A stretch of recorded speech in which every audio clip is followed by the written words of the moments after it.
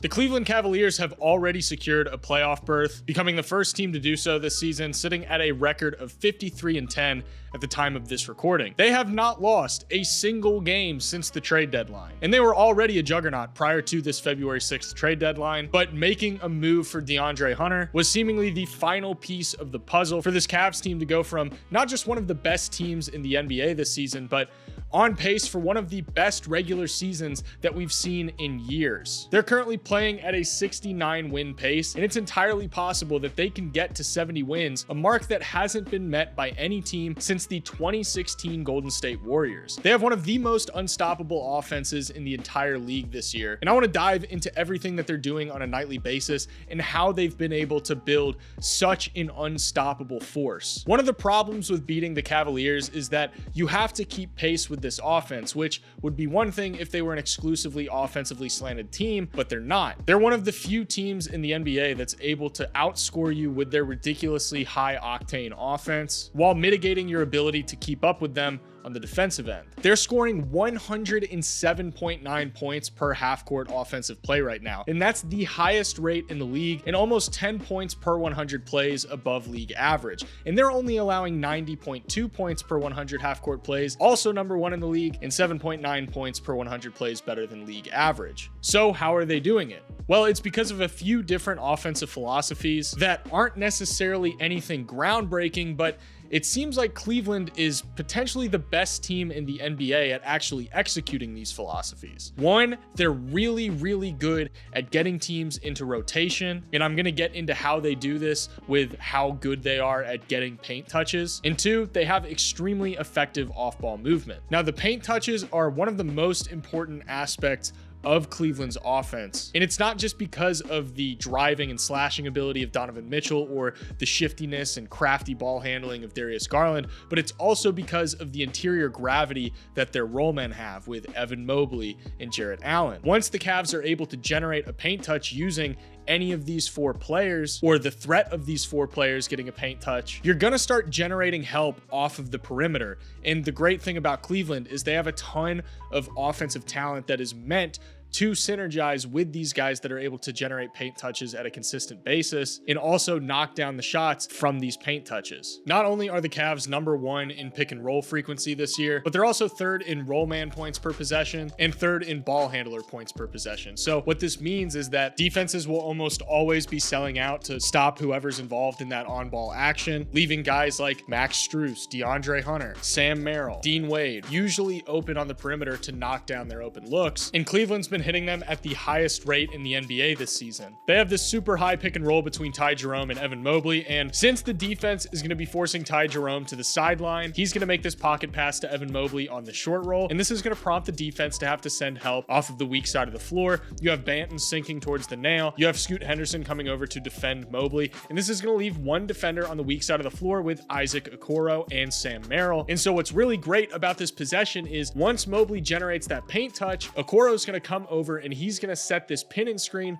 so that Merrill can get a wide open three. The thing to watch on this play is all of the movement that the Cavs are doing. Donovan Mitchell's going to come up. It's going to look like a screen on Alec Burks, but instead he's going to ghost it. And what it really is it's going to be a way to set up this pick and roll between him and Jarrett Allen, immediately putting Davion Mitchell and Bam Adebayo into an action where Donovan Mitchell's going to come off the screen. He's going to drive. That roll is going to force Alec Burks to have to tag the roll coming off of Garland over on the wing. And so you already have the defense being pulled 8, 9, 10 feet away from the perimeter. And so Donovan Mitchell's just going to pitch it back to Darius Garland, but then Mitchell takes it a step further, coming up to set this screen on Alec Burks and then ghosting it again, pulling Burks away from Garland so it can set up this little step back three, and that's money for Garland.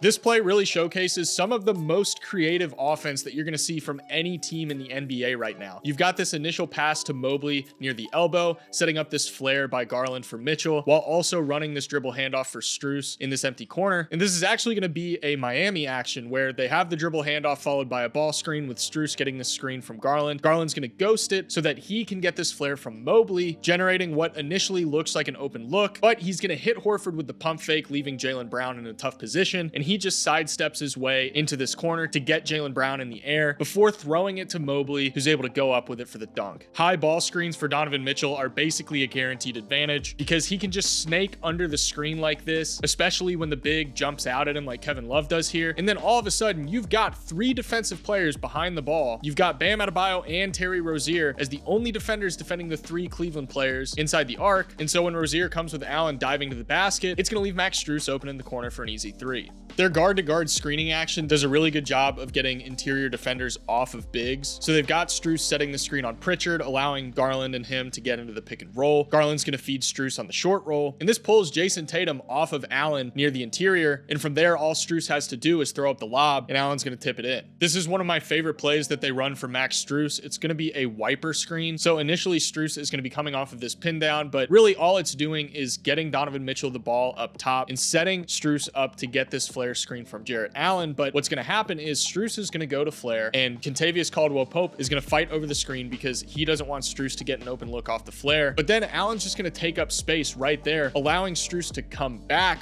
off of that flare screen so that he can get the pass from Mitchell. And with Caldwell-Pope still having to recover, it's going to get Strus an open rhythm 3. Cleveland makes it to where you have to play perfect defense. And it doesn't matter if you're the best defense in the history of the NBA. You're not going to be perfect. Defense, especially at the NBA level, is all about picking and choosing what you're willing to live with. What kind of shots are you willing to give up? And that's the problem with Cleveland. They don't have a lot of things that you're willing to give up on. There's not going to be a ton of guys on the floor at any given time that you're willing to just ignore. Their 2 stars are elite shot creators that can basically generate a paint touch whenever they want. And then usually they're surrounded by shooters or vertical threats like Evan Mobley and Jarrett Allen, who you have to honor anytime they're running a pick and roll. Now, just to really drive home the point with this paint touch aspect of their offense, they are number 6 in the NBA in paint touches per game, averaging 23.7 per night. And they have the highest field goal percentage on paint touches in the NBA at 73.6%. And the next highest efficiency is the Los Angeles Lakers, who are more than 3 percentage points behind them. Donovan Mitchell being able to drive as effectively as he does puts defenses in so many difficult positions where not only do you have to shell out the defensive personnel to slow him down, keep him from getting to the rim, but you also have to be perfect with your rotations everywhere else on the floor. Because if you're not, then he's going to find the open man. And especially with how much off-ball action Cleveland is running on any given half-court possession, there's going to be an open man somewhere on the floor. You've also got the shiftiness of Darius Garland, where he's able to break down even some of the best defenders in the NBA off the dribble. And you look at the game against the Celtics, where the Celtics were putting Sam Hauser on him, and no disrespect to Sam Hauser, but he just wasn't able to contain Darius Garland. And it was generating an advantage on pretty much every half-court possession that they had, because it either got Garland an open look or it would put Boston into rotation. And there was really just nothing that they could do to slow him down and prevent him from generating some sort of high percentage look. I think Cleveland is a really interesting team to talk about this year just because of all of the discourse around how many threes teams are taking and people having such a big problem with that. Cleveland isn't taking a ton of threes just because they want to take a ton of threes. They're not just gaming the math. They're taking a ton of threes because their offensive process is so good that it's creating a ton of high percentage looks. Shots at the rim and open looks from 3, specifically corner threes, are what happens when your offensive process is good. They're a direct result of you doing the right things in the half court. They almost always get 2 on the ball because of Darius Garland and Donovan Mitchell. If they're running a 2-man action like a pick and roll at the top of the key or in an empty side, they're almost always going to get 3 defenders in on that action. And so there's going to be an open man somewhere on the floor. And honestly, when it comes to Cleveland, I don't know how you can watch them play and think that it's anything other than beautiful basketball. This team is stylistically one of the most pleasing to watch in the league. Really hope you guys enjoyed this video. If you did, please consider leaving a like and subscribing. It really helps support the channel. Regardless, thank you guys so much for watching. I'll see you in the next one.